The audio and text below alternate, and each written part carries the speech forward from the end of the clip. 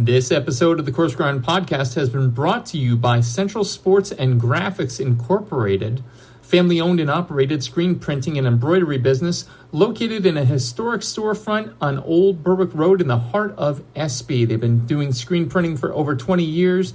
They have high-quality product at a low price. Be sure to check them out. Central Sports and Graphics Incorporated, 570-784-1212. Now, on to the show. This is Tim Boach from the Barbarian Q with Shawn Rosler at the Coarse Grind Podcast.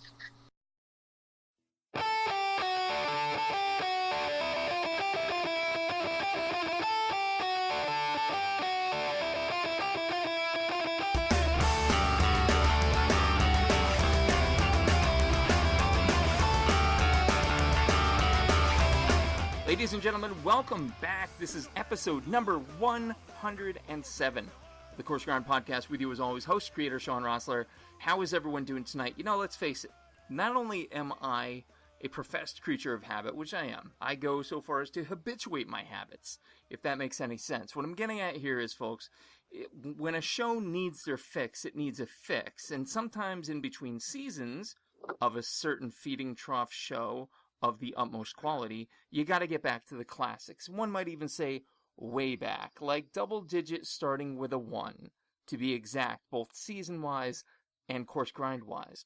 This time around, we don't need to draw out the intro. Check the early teens if you want the full-on intro backstory of tonight's guest.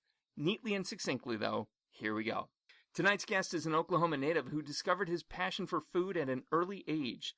To manage the nutritional demands of high school wrestling, he began reading cookbooks and food magazines. After graduating from Le Cordon Bleu Culinary School in Minneapolis, he garnered experience at the best restaurants he could, including Restaurant Alma in Minneapolis, Stefan Piles in Dallas, as well as the Coach House and the Metro in Oklahoma City, just to name a few. He opened his first restaurant, Divine Swine, in Oklahoma City, and drew national attention by becoming a finalist on the Bravo Network's Top Chef, Season 10. Following another stint in Dallas at FT33, our guest returned to Oklahoma, working as executive chef at the George, Cultivar Mexican Kitchen, and resident chef at Carlton Landing. He's currently working hard, one might say busting his ass, prepping for his latest culinary adventure, Livegrass Butcher and Bistro, which will further elevate contemporary Oklahoma cuisine in the fall of 2019 in Edmond. I promised succinct, and it was about as succinct as I can get on this guy. The accolades he deserves are way too numerous to name, in my opinion. Add to that, he's the dad of 4. I actually have to update that because of a conversation we just had. And if I remember, there were some arranged marriages we might have had. Let's just say it was about time we caught up. So, ladies and gentlemen, and everyone in between, tonight's guest, renowned chef, Top Chef contestant, and return guest of the Coarse Grind Podcast, Chef Josh Valentine. What is going on, man?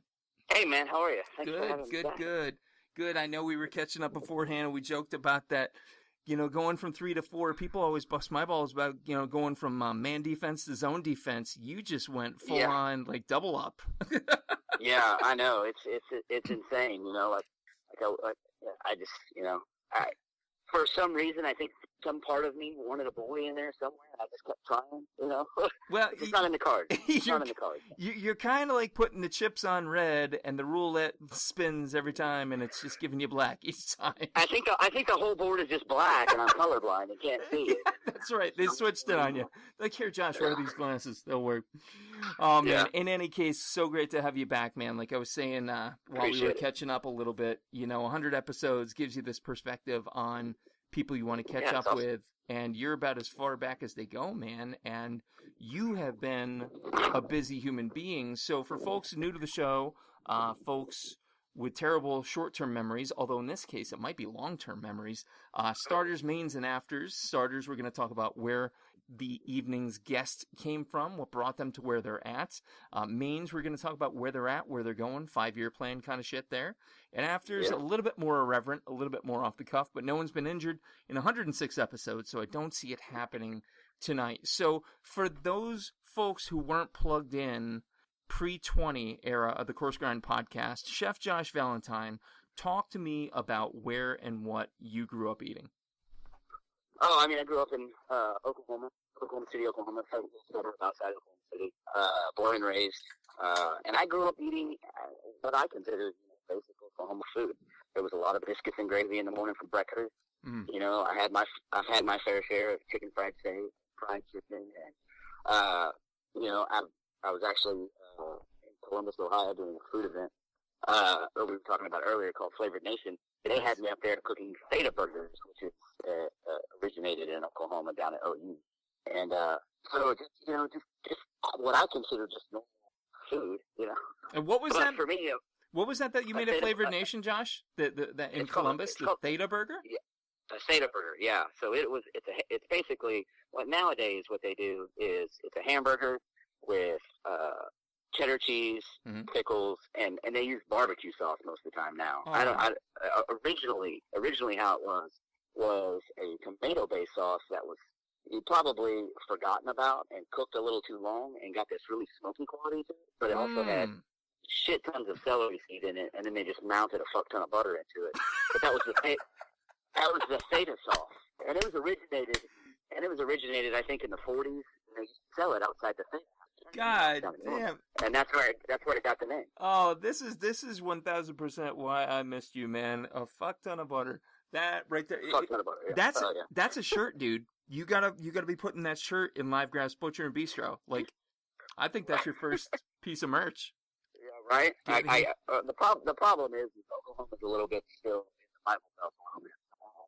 Believe it or not, when I would get a little bit of flack for praising the Lord, and then I had a pig with wings on the back of it. Some people were like, "You can't do Jesus." I was like, "Well, why not? Ain't talking about Jesus. Talking about a pig." Yeah. We're in the Bible Belt here, so sometimes you gotta straddle the line between frivolous and Christian. Yeah. Oh, for sure. For sure. But so, and I'm a preacher's kid, so I'm well beyond saved. Oh, you were, yeah. I was gonna say you're done before. I've heard in my life all the rumors essentially to be true about that, and I don't want to necessarily confirm or deny. But a fuck ton of butter and a pig with wings and Jesus, you might exactly be, right. you might be going down that road. Safe to say, because I know you've got a background in wrestling.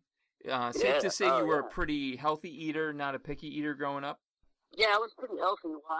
The issue was I was always concerned about what I had to eat because it was back in the day where you actually had to pull weight and lose weight, and they've kind of changed some of the rules up down to where they don't have to do that much. Right. And that's great for the individuals because, I mean, it would get crazy. Like, I think the greatest extent of my weight losing career, I might have been a freshman or a sophomore, but I had to lose like 12 pounds in a matter of like 2.5 days. Holy shit. And what weight were you wrestling? Yeah.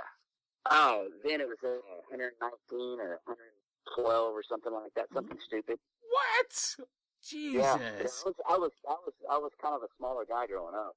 But yeah, and you know, so luckily they've kind of done away with some of those things for the kids. But that's how I got into food, you know. I would be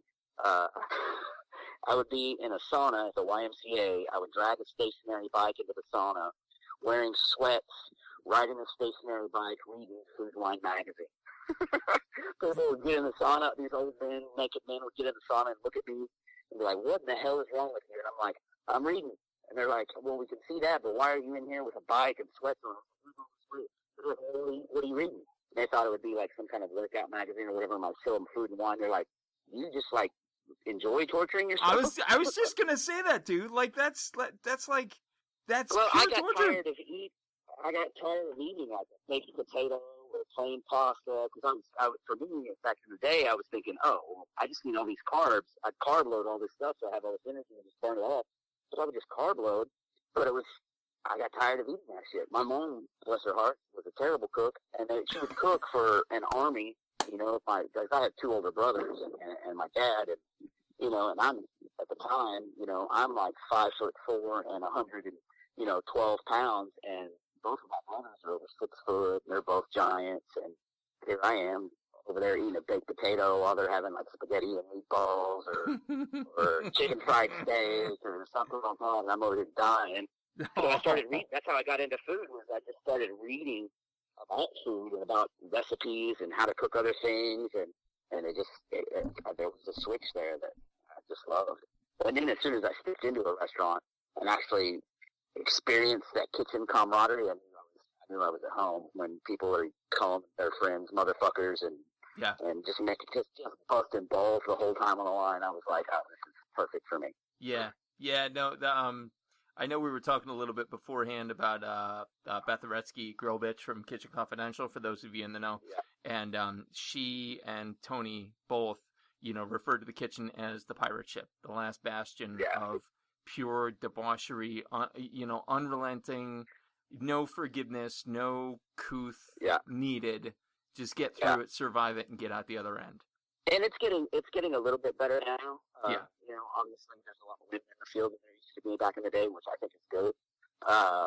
But honestly, some of those women can be just as there are a few of them that I know that are 10 times filthier than anyone that I know, and they just berate you. And I've been humbled by a few women in the kitchen. Oh, absolutely, absolutely. Sorry. Yeah. And I think it's great. I love it. I love the camaraderie in the kitchen and just the connections that you get to make. Like, even, it doesn't matter, you can take a chef from any state and put him together with another group of chefs from all over, and they all somehow seem to get along. And they all somehow seem to, like, have this camaraderie because they've kind of all been through the shit together. So it's kind of neat. You kind of have this bond of, there's definitely a camaraderie that I love. It's great. Yeah. Oh, no doubt. I said that word camaraderie like 12 times. That's right. It's a strong word, and I can appreciate that. I can appreciate going back to the well. Top Chef is a strong reserve of talent, which is why I go back to the well like a motherfucker pretty much every other episode. Right. There you go. So, you talk about your, childhood eating and everything growing up. Any foods, any dishes, realizing, hi, Mom, if, maybe not the best cook, but was there one or two things that maybe Mom made that you look back to and miss a little bit? Yeah, my mom actually, and this is like a total kid memory of food, my mom used to make this thing called enchilada man. And when I tell you what's in it, you're going to be like, Jesus Christ. Well, for me, it was perfect. So it was nacho cheese flavored Doritos, like chili, ground hamburger meat, and cheese, and then she would bake it all together, and so it kind of baked into like this enchilada casserole kind of thing. I used to eat the shit out of that stuff when she would make it. Like, that's all I wanted all the time when I was probably like 9 or 10. She would make tacos, and I'd be like, are you making enchilada, man? And that was, for me, that and chicken and dumplings. Oh, chicken. Now, okay. Define the chicken and dumplings. Are we talking about like dim sum dumplings, or are we talking about the Pennsylvania Dutch? We're talking about like biscuit dumplings dropped into like chicken broth, pulled chicken, that kind of thing, like old school Southern like chicken and dumplings. Absolutely. And she did that. She did that well. She did that shit right. She did that well. My dad would cheat sometimes and use canned biscuits. Oh no. But yeah. Well, we were poor growing up, so butter and milk weren't always available. That's right, man. So we did what we did. You did what you did. I still would eat the shit out of some chicken and dumplings right now. That's right. And isn't that funny? For as many episodes, and I know you were saying before we got on air that, I figured it out. I haven't figured out shit yet. For everyone listening, I have not figured out a damn thing. But I will say this: I have figured out that the question about the childhood food is like a really strong one. It for sure. It's just it resonates probably more than any other question I ask, because I think it's that point you go back to find absolute comfort, like no question. Yeah. Oh, that's what it's about. It's all about comfort. And it's funny. I was talking to my mom the other day, and just trying to get, I'm trying to work on another, bio kind of thing. I'm trying to find out some stuff about like our family and my great grandmother who lived in a small town down in southeastern Oklahoma. She died in her late 90s. But she used to own a cafe down in that town. Nice. And apparently, when I was 1 or younger, she used to drag me around the kitchen with her in a box that she tied to a rope, and she just pulled me around the kitchen. My mom told me I loved being in the kitchen with her, and but she was the woman that taught me how to fish. I remember being a kid, and we'd go out and like forage acorns together, out of all these like memories of food with her, but I didn't know that she used to do things like that with me. That's fantastic. So it was kind of neat to hear about. It was kind of neat to hear about that kind of stuff. To be involved, to be in a kitchen, and with my great grandmother in a kitchen when I was a kid. That I don't even when I was don't even remember. Yeah, I thought that was pretty cool. That influence. That influence is there, man. I mean, whether or not you realize it, I think there has to at least be some sort of tether to that environment. Whether it's conscious or not. So, for sure. Yeah. Safe to say, then, looking at culinary influences on you growing up, you just mentioned that was it the gram or the great gram was like the influence. The great grandmother. My great grandmother. We used to call her Ma. Oh, that's so cool. Yeah, man. she was about 4'11". This is from what I remember. She had no teeth. She loved professional wrestling. And she used to dip tobacco, but I didn't know what she was doing. She would call and say, "I'm going to go visit my friend Levi," and then she would go to the kitchen and get Levi Garrett snuff in a little glass jar. Put the snuff in. I know. She was a phenomenal woman. I think she passed away on her front porch. She had a stroke on her front porch with a shotgun in her hand because she was trying to keep the coyotes out of her chickens. Holy shit!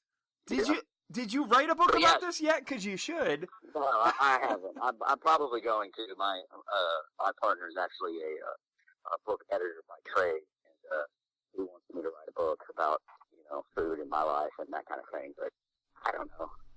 I'm trying to open a restaurant. I don't have time to write a book. Right. Yeah, I'm sure. You might not have that much time sitting around. Oh no, because this restaurant is going to kill me. We'll talk about it. If the 4 daughters don't do it first, is that what I'm hearing? That's right. That's very true. That's very true, man. I'm telling you. My mom likes to say that I'm paying for my raising. So. Fair. That's fair. I thought I was a pretty good kid. Mom, you're a wise woman. Wise woman. So for folks who, again, missed out first go around, here's your chance to listen in and not have to go back and do all the homework again. When was the moment that Josh Valentine looked at food, not just reading a cookbook as you're trying to drop weight, but you realized, like, this is what I want to do with my life. This is my big thing. When was that for you, man? Probably it wasn't long after high school. Now I can't pinpoint it to a specific like day, but I can pinpoint it to a time because I was working. I was working for a buddy of mine, and this will tell you how this will age me a little bit. Cell phones were just coming out, but I was doing small electrical repair work on like pagers. So if like you needed to change your phone number on a pager, you'd have to take the pager apart, pull out a crystal, replace another crystal, and that's how you would change the number. Right. So I was doing that, but while I was doing that, I would be at home all the time cooking. I would cook. I'd make manicotti from scratch, take it up to the office, let everybody eat it, and all that stuff. And so it was kind of during that time frame as I was cooking to like get it out to like see. I just enjoyed the cooking. I got into it and I just enjoyed it. And it was like at that moment when I was there at Lucky Paging, it was at that time that I was like, you know what, this is something that I think I might want to do for a living. And I talked to my buddy who owns the business at that time. I talked to him and I told him, he knew I was interested in food. And I was like, I'm thinking about doing this for a living. I don't know how to do that. So apparently one drunken night, he had saw an infomercial for Le Cordon Bleu here in Oklahoma, and he gave them all of my information. So one day when I was walking out the door to go to work, I got a phone call from Le Cordon Bleu, and they were like, "Hey, we heard you were interested in cooking." And I was just like, "I didn't give you guys any of my information, but can I still come?" Nice. Nice. I just See, right there is more of a it was more of a time period than it was an actual day or a moment. I got into that cooking and it just sucked me in from there. See, and I mean, and there's I think more than anything it was watching people's reactions. Watching somebody take a bite of something and be like, "Holy shit, that's really good." Yeah, it just sucked me in. Yeah. Would you say most professional culinarians, cook, chef, what have you, are people pleasers by trade? If they're good at what they do? I think so. Yeah. If you get into the restaurant business, there's got to be some part of you it's all about. To me, it's all about the service. It's all about serving, and it's all about being hospitable, trying to make these people's moments. Because most of the time they're coming. If they're not coming in with their family, if it's not that kind of place, which most of the places I worked at the time weren't, they were all kind of special occasion restaurants. Or they were people that had money and they could spend it. So most of those restaurants, people were coming for a particular moment, and to me that really resonated. Being a part of someone's special moment, whether they got engaged there or they celebrate their anniversary there, something like that. It just felt really special, and I just loved being a part of somebody else's memory like that. That's awesome. That's awesome. Yeah. And I think that obviously speaks to, I'll say your success as like understatement of the fucking century, but clearly that works in your favor when you're in this field, and you are by trade, and truly the interactions, for folks at home, for folks who watch season 10 or have been staying tuned to this guy, like as advertised, nicest dude you could possibly talk to. I still don't have any arranged marriages with my kids, but we're working on that. We're working on it. But really, when Livegrass Butcher Bistro, and help me out here, that was a December, January timeframe, hopefully, that's still live? Yeah, hopefully. Hopefully. The construction machines getting pushed back a little bit. And because, this is going to be mine. I have a couple partners in it, and they're non-restaurant people, but it's going to be great. I'm really excited about this project because we actually have a ranch about 2 miles east of Oklahoma City where we're raising our own animals for the restaurant. So they're all pasture. Really? Yeah. It's all pasture-raised beef, pasture-raised pork, pasture-raised chicken that are ours that we raise on the ranch, and then we're bringing it to the restaurant and the butcher shop, serving it out of that. Big wood-burning grill, open kitchen. It's going to be really incredible. Holy shit. So right now this morning, I had to go and pick up 100 processed chickens, so I had to go take them to the freezer. Because animals don't wait, whether or not because we thought we were going to be, getting ready into the opening groove by now. This is actually a project we've been working on for a little bit over a year on the restaurant side. They've been working about 3 years on the ranch side. So it's been a long, drawn out deal, but when it finally happens, it's going to be pretty special. And all the work and the husbandry that goes into animals, being chef, being able to control that, and being able to see the end result of that is just so rewarding. Because for me, it's the kind of meat that people should and want to eat, because it's better for you, it's better for the environment, it's better for Oklahoma. It has all those key words that everybody wants to hear and tagline. But at the end of the day, for us, it just tastes better. Yeah. It's a better product. Yeah. And absolutely. As a chef, that's what you want. Absolutely. And that takes me back to a line from the intro, actually, that I would like you to help everybody understand a bit more. Sure. We talk about a lot of times when we say like state cuisines, we tend to be talking barbecue, maybe. Sure. But you mentioned Oklahoma cuisine in your liner notes. Talk to me about what constitutes Oklahoma cuisine. Like, I know there's an image I have in my mind. Likely other listeners are hearing that going, oh, I think I know what that would be. But what is it? Well, for me, Oklahoma, to me, you can't think about Oklahoma cuisine without thinking about indigenous food. All of the Native American, the 5 tribes, 7 tribes, all accumulated here. So we have a huge, I wouldn't say huge, because I think indigenous cuisine in general is not a big thing. That's one of the things that I want to kind of help and revive a little bit, because I think it gets lost, and there's a lot of great stuff in there. But in Oklahoma, really, there's a huge indigenous cuisine down in southeastern Oklahoma, and I want to say the 20s and 30s. There was a big Italian immigration that went and worked in the coal mines down there. Mm-hmm. We have after Vietnam, we had a huge population of Vietnamese move into the city, and I would put our Vietnamese cuisine up there with anybody in the countries. Really? Yeah, it's really good. It's beyond just like really good. But those things, it's like the country now, almost as a scale, because there have been so many different cultures move in and establish homes, but it's like they're in towns. It's very spread out, just like Oklahoma is. So if you go into like Western Oklahoma, you have a little bit more of a Polish and German community. If you go down into southeastern Oklahoma, it's Italians. You'll find Native Americans kind of up in the northeast, well, they're everywhere practically, because they got their fingerprint everywhere. But it's just it's really hard. I think it's hard to. I mean, obviously barbecue is a thing here. Like I said, chicken fried steak earlier. The simple foods is what most people associate with Oklahoma cuisine. But I think it's so expansive. I think there's a whole umbrella that you can cook under and call it Oklahoma cuisine because of all of the migration stuff that has happened and people setting their roots here like everybody else. I think that's what's kind of neat about it all.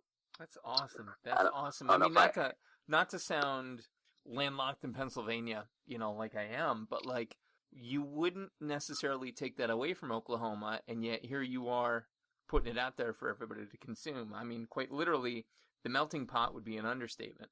Well, and that's kind of what I want. I kind of want. I mean, and we had a restaurant here that was the restaurant in the country, Bon Appetit, None Such, is in Oklahoma City, and they do a very their menu is completely different than everything that I just described. A lot of our product is I mean, I would obviously in Oklahoma they do a lot of foraging, they do a lot of integral stuff like Noma, that very Nordic style of cuisine. Mm-hmm.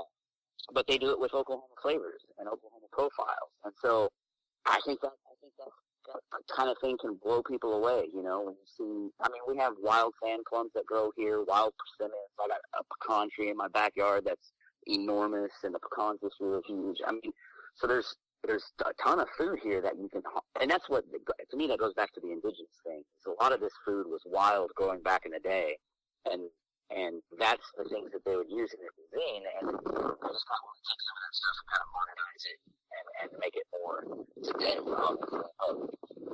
The food is, for me, the food is almost always been here. Yeah. And so it's just about embracing it. And, most people from Oklahoma want to get the hell out of Oklahoma. And I was the same way, but I think as you get older, I love being from Oklahoma. That's like, I mean, crimson and cream run through my blood. Oh, listen to this. Yeah, well, I think you definitely hit on something there. I come from I think the first time we talked about this. I come from a very small town in Pennsylvania, and everyone tried to get the fuck out. Like, that's the first thing they want to do.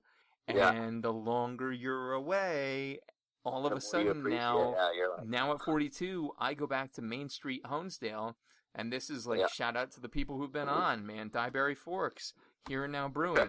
I could rattle off a laundry list of this shit because those of us who left are now starting to come back, and it's not out of the cards for me, man. But like that whole instant. Well, I think it's only natural though, and you having daughters, me having sons, you watch them start to revolt the older they get. I want to get away. This sucks. And you know damn well it's going to change. And, I think we're all just kind of a victim of that passively, whether we want to accept it or not. So, yeah, right. Oh, that's awesome. Well, I just think, I think it just goes full circle. I think as you start getting older, you start thinking about what your home was like when you were a kid and what you want your kids to experience and life that they want to live. And so you kind of, for me, I just kind of go, Oklahoma's a little bit different. Culturally than a lot of the other states, but I don't think you'll find nicer people in the country. People wave at you when they're driving by, and even if you don't know them, they'll wave at you. And things like that. Like, you break down on the side of the road. I know for a fact when I was in California, nobody will help you. But that's true. Out here in Oklahoma, you'll have a complete stranger pull up behind you and then follow you home just to make sure you got home okay. Yep. Which could be creepy if you're a girl, but but it's I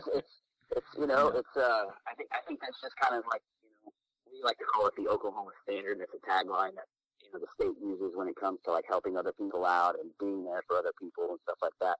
Just kind of how the people in Oklahoma are. They're just very generous and they want to help and they want to be kind and they want to be nice and, to me, there's not a better place to raise your kids than that, you know. You heard it here, man. Move to Oklahoma. Have kids that aren't assholes. I mean, pretty much. I think that's. then you can come eat at my restaurant all the time. That's right. You could come eat at. I mean, any of them. Now, I know we mentioned Livegrass Butcher and Bistro. You're still plugged in a little bit with Carlton Landing?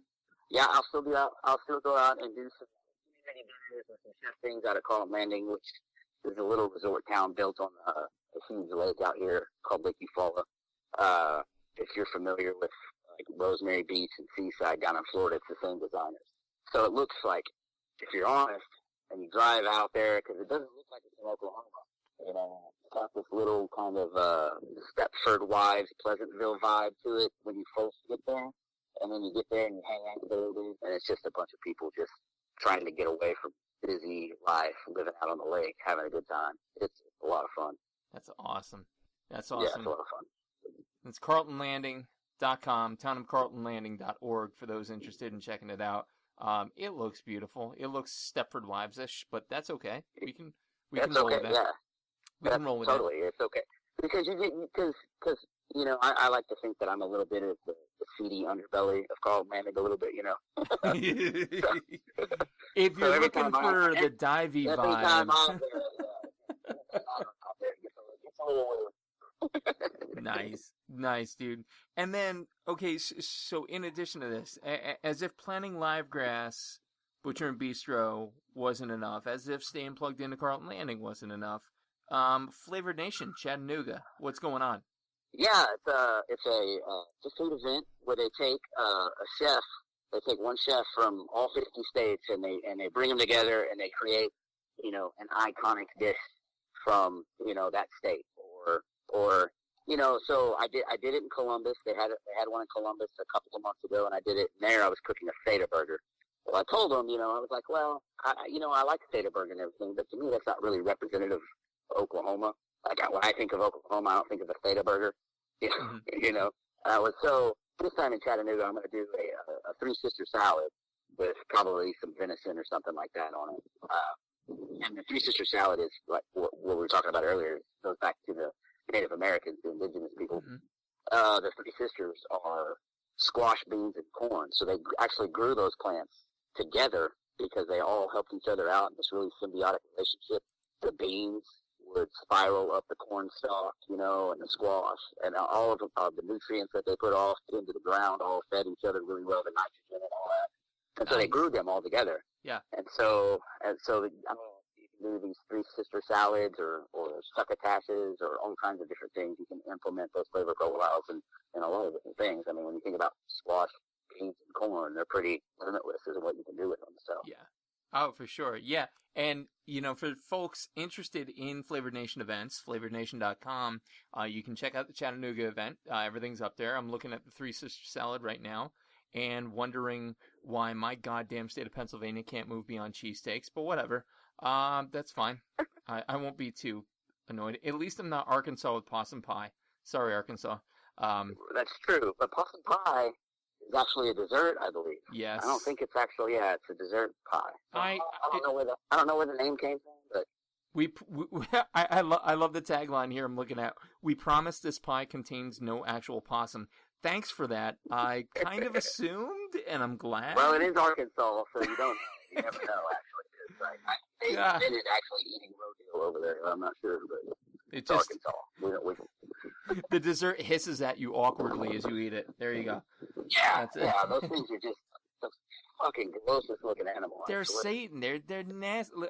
I'll never forget, flashback story, high school, you know, hanging out. I think this is because, and I think we might have mentioned before, I was a bando in high school, but it was after a game and we were driving to a party or something. And we hit a possum and it was just there in the road and it was like half dead, half alive. And I'm like, well, I got to do it in. And my friend Christy's like, do you have a baseball bat? And I didn't. And we were only a mile from my house. So I get the baseball bat. Dude, I stood there 20 minutes on a dark country road and I couldn't do it. I couldn't pull the trigger because the nasty son of a bitch kept looking at me like I did something. And I don't know for sure that I did the initial hit, but I wanted to finish him off. And I'm just like, I can't. I get back in the car and she's like, did you do it? I'm like, yep. Pulled off. Yep. Nothing on the bat, but trust me, I took care of it. But that didn't work, so I had to step on it. That's right. Time will take care of it. Which, in retrospect, you're in high school and stupid. Why didn't I just hit him? Like, actual, do the job, but whatever. Yeah, I know, right? Well, you made eye contact with the boss. I did, and isn't that the worst? They are, like you said, they're just scary looking. They are, yeah. They're terrifying little things. They're actually good for, they're really good at getting ticks and stuff. So I don't really try to kill them. I let them do their job. A lot of people get freaked out by them and try and kill them and shit. I'm just like, leave them alone, man. They kill ticks. Yeah, they do. Yeah, they do. And that's a big thing right now. If you spend any time outdoors, ticks are no fun. No, ticks are no fun. That's true. That's true. So, talk to me about now. All right. So all this is in motion. All this is going to tee off. All of this will be in full swing December, January timeframe. Obviously, with Livegrass Butcher Bistro front and center. I'm certainly hoping it's not another 4 years before we talk again. I don't think it will be. What happens from there? What does the next 5 years hold? What does the next 10 years hold? What are the plans? Hopefully, the plans are to, I kind of, being now I'm partnered in with this ranch, I want to be able to branch some of that out. So if Livegrass Butcher and Bistro ends up being successful, which I don't see how it can't be, just me being honest, of course. Spoken like a true wrestler right there. Exactly, I'm just being honest. I'm awesome. Hey, you gotta have that. You gotta have that mindset, man. It's all about positive attitude. That's right. But I want to do. I want to try and create a little small restaurant group here in Oklahoma. I want to do a couple of restaurants. I say a couple. My partner wants to have like 20 restaurants. Holy Not all shit. of the same, but yeah, like if we were to being that we're doing our own processing of our animals, I'm going to end up with a lot of ground beef. I'm going to have so much ground beef that I'm not going to know what to do with. So to me, a natural out would be to open up like a burger restaurant. Yeah. And if that burger restaurant is successful, then you can stamp those out, or I kind of want to do a white boy play, Vietnamese pho place and then stamp those out. Almost like a ramen bar, but with Vietnamese pho. Yeah, and then stamp those out and do those. Because for me, it's all about getting rid of the trim and getting rid of the waste and getting rid of the product that I can't use. Instead of throwing it away, why not feed it to some other restaurants to where it just keeps my costs down, keeps everything down to where I can eventually make more money. Because let's get real, that's what trying to do this and trying to is all about. Because being a chef at one restaurant, you're not going to make any money. No. That's just the cold hard facts of it. Yep. The only way to make money is to be an owner in it and to have, one restaurant can support, one probably normal sized family, but that I have, 4 daughters, I need to have a little bit more than one restaurant. Too true. Too true. And, we might, I've got some pho people if you, ever need some, folks and some names to tap. We'll have to talk after the show and for sure, they can plug in with you for sure. Some definitely Cadillacs, but that's the beauty of this industry. And when I hear you talk about groups, I'd say probably the last maybe 25 episodes, more and more people who are involved with groups are coming to the surface, and it almost seems like that's the new emerging, I won't say trend because I don't think it's trendy. I don't think it's trendy at all. I think it's a survival tactic at this point. It really is. And you'll notice a lot of, chefs that are normally in more formal and finer dining restaurants are starting to step back and go more into the casual side. What we say casual side, but it's more, the food is still really elevated, but it's just the service and the atmosphere are kind of casual. The food isn't as pretentious and fussy, and I think the reason why they do that is there's more profit. Honestly, when you have this kitchen, everybody thinks these fine dining restaurants that are charging $225 a person are just raking it in money wise. But the fact of the matter is, most of them have a kitchen employee for every dining person in the restaurant, so the labor is just astronomical.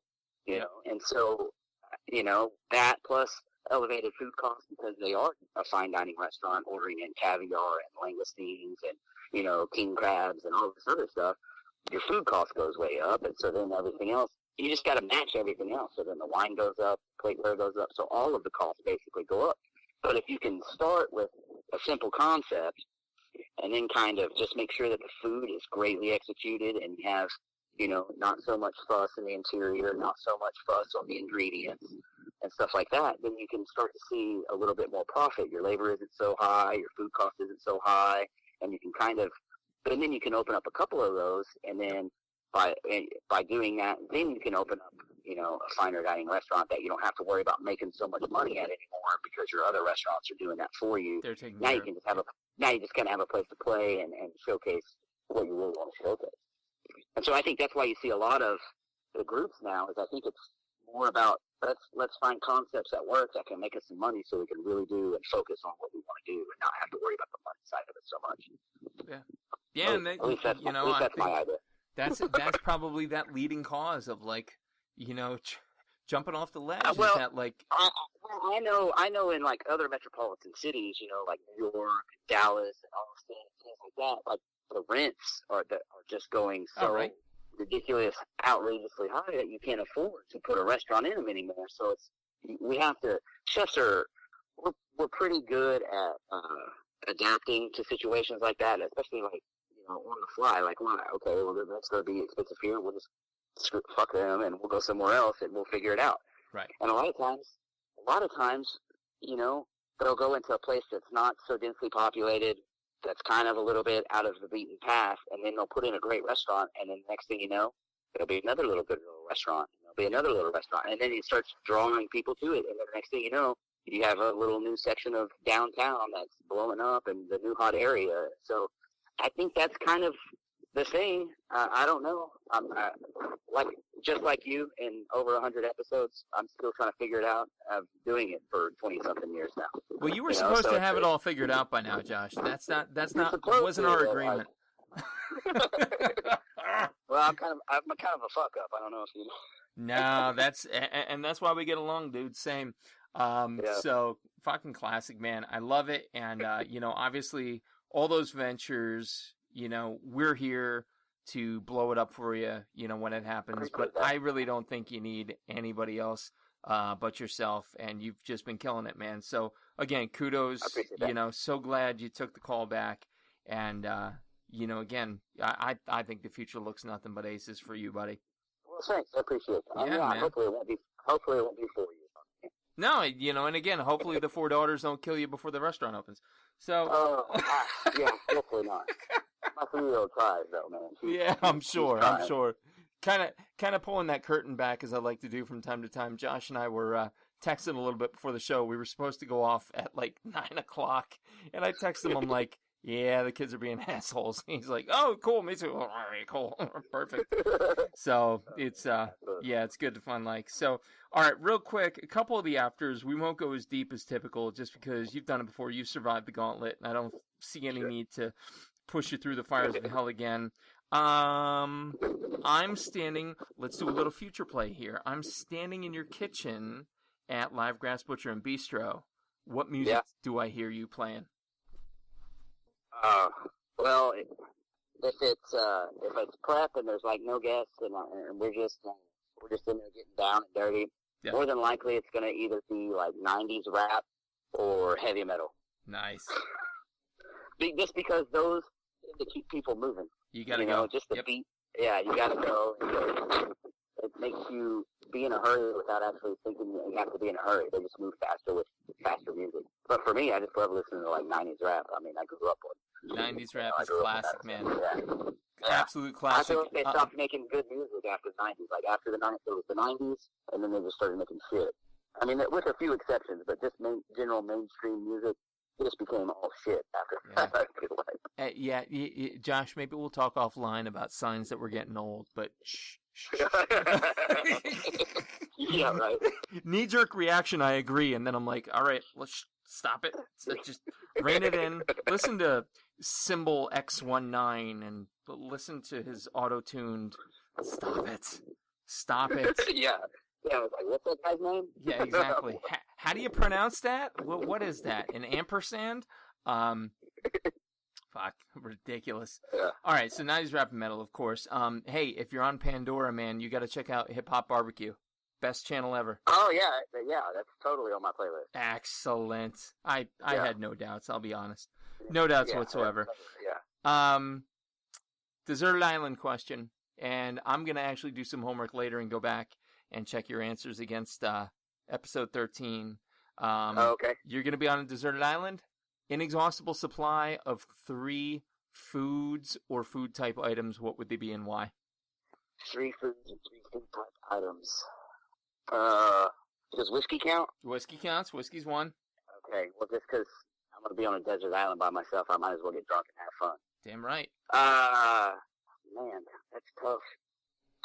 I mean, how big is the island? Is there natural wildlife there that I can hunt? Spoken like Like, a for true me, Oklahoman. Stop poking holes in would- my question, Josh. Well, I would say hogs. I need pigs Okay. out there, obviously, for sure. You can't live without bacon, ever. Damn straight. Man, food. I gotta have chocolate, too. I have a sweet tooth, like I love nobody's it. business. Oh my And god. so, if I can just have whiskey, chocolate, and some pigs, I think I could probably live for at least 50 years. Oh, easily, because I'm sure there's like coconuts and shit like that, so you're fine. Well, and I think the alcohol would like help pickle and preserve pickle me, you. you know. There's vitamins in the dark chocolate. You're fine. Totally. See, perfect antioxidants. I mean, it's great. Yeah. Let that float. Last Supper, dude. What would it be? Oh, everything. Everything. I just everything. No, honestly, Last Supper. Lately, for me, right now in this moment, would be like soup dumplings, Nice. like the Asian style soup dumplings. Nice. I can't get over them. They're so damn good. Especially when they're done right, they're so damn good. Yeah. Just, I for whatever reason, I crave Asian food. Oh, Like, I don't know what it is. well, I mean, from the sounds of it, the way Oklahoma's laid out, it sounds like you're in a pretty fertile landing zone for good Asian cuisine. So I think you're in a good place. Sure. I eat a ton of pho. Pho is great here. I eat a lot of pho. I eat a lot of Vietnamese food. Nice. We've got a really great like Vietnam, or not Vietnamese market, but a really big like Asian market here that is it's like one of the bigger ones in the country. Nice. I think a lot of people just don't know that. We're a little hidden gem of things. That's Oklahoma. fantastic. We got to visit. That's it. I'm putting in the books now. We just got back from Mexico, and the family's I saw going to be that. amped. They're going to be like, where are we going for vacation, Daddy? I'm going to say, Oklahoma. And they'll be like, They're like, what's in Oklahoma? where the winds come sweeping down the plain? That's right, yeah. That's a Show Tunes reference. Ooh, boy. Getting For old. sure, yeah. Yeah, exactly. The fact that you know Oklahoma, the Broadway play, shows how. I was in a pit band for Oklahoma, so I know all the songs, Josh. I got a front to back, motherfucker. There you go. Finally, again, an answer I'm going to go back and compare, and I'll text you with it. Food to you in a single word. What's that? Food to you in a Food single to- word. Oh man, love. Love. It really is. I mean, it really is because like I love what I do, but you know when I'm in the doghouse with the old lady, one of the first things I'll do is cook. I'll cook for her. I'll cook That's a meal right. for her to make up for it. You know. Yep. And I cook for the people that I love. You know. That's how it all started for me, and I think that's how that's probably the best one word I can come up with for it. And that's... That doesn't hurt that my last name is Valentine. No, it doesn't. I see what you did there, but I mean, going all the way back to getting pulled around the kitchen in a box, man, and watching it happen, and you know, to now, and you know, like, and I think we might have talked. I just, you know, similar memory. Growing up, I was like 4 years old, sitting on my grandmother's counter, and just watching, and you just absorb it, and I think you feel that. I think you hit it right on the head. It's love, and you said how much, you know, folks in the field try to people please, and I think it is. I think it's one of the purest expressions of human emotion. It really is, and that you know part of that is kind of a shitty thing for a chef too, because we work like for days on this dish, and then we give it to somebody, and then it's gone in a matter of minutes. Yeah.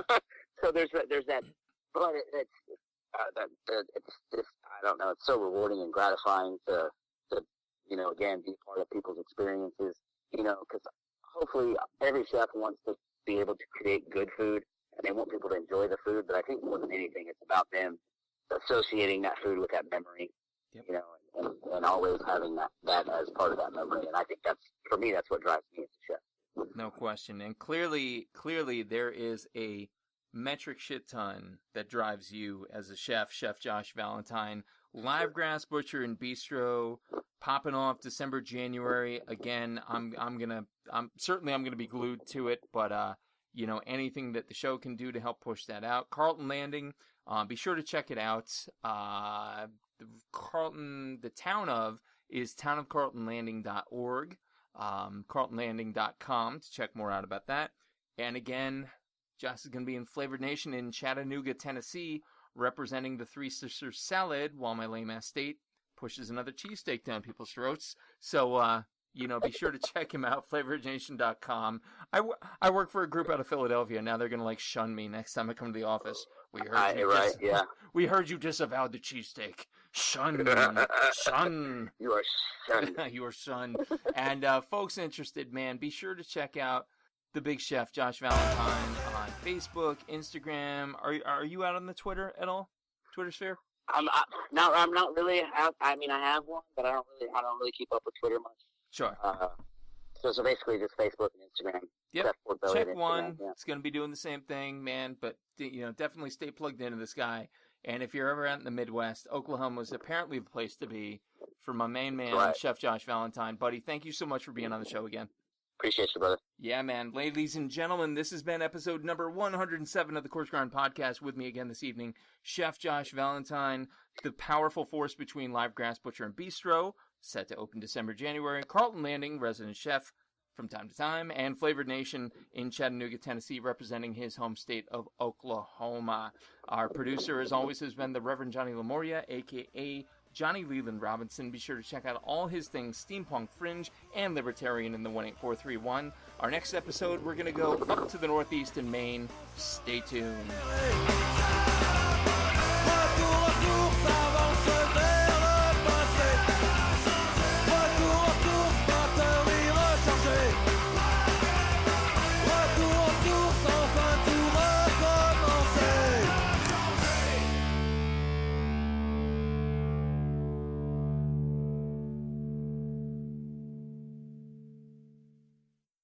Hey, do you like coffee?